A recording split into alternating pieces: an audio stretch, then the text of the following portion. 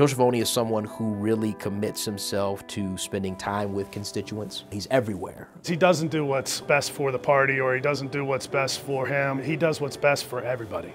Joe's just a really down-to-earth guy. Always upbeat, has a contagious smile. When you get that smile and you see them little dimples, you know it's a real thing. Joe's a genuine guy. He's still the same Joey Schiavoni that I know from childhood.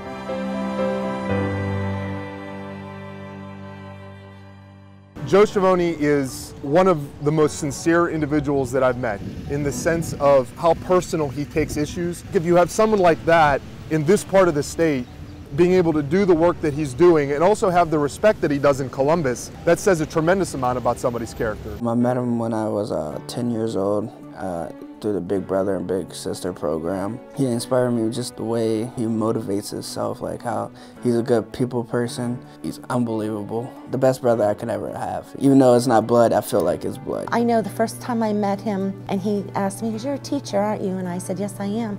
He said, "Tell me." He goes, "Tell me, how do you feel?" He goes, "Just tell me some things that bother you about education."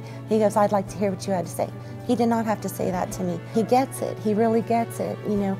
And I just believe that he is going to strive to get things done in the state of Ohio to make things better for everyone. I found him to be a man of integrity, commitment.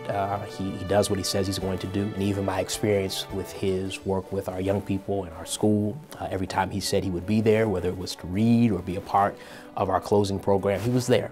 My high school class, the class of 1962, had 2 young men that died heroically in Vietnam. I said, "Joe, what do we have to do to get the interstate going through Austintown named after Jimmy Promersberger and Charles Brown?"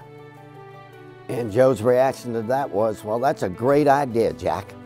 Matter of fact, it's so good, I'll write the bill today." And he did. 9 months later, we dedicated that interstate in honor of Jimmy Promersberger and Chaz Brown.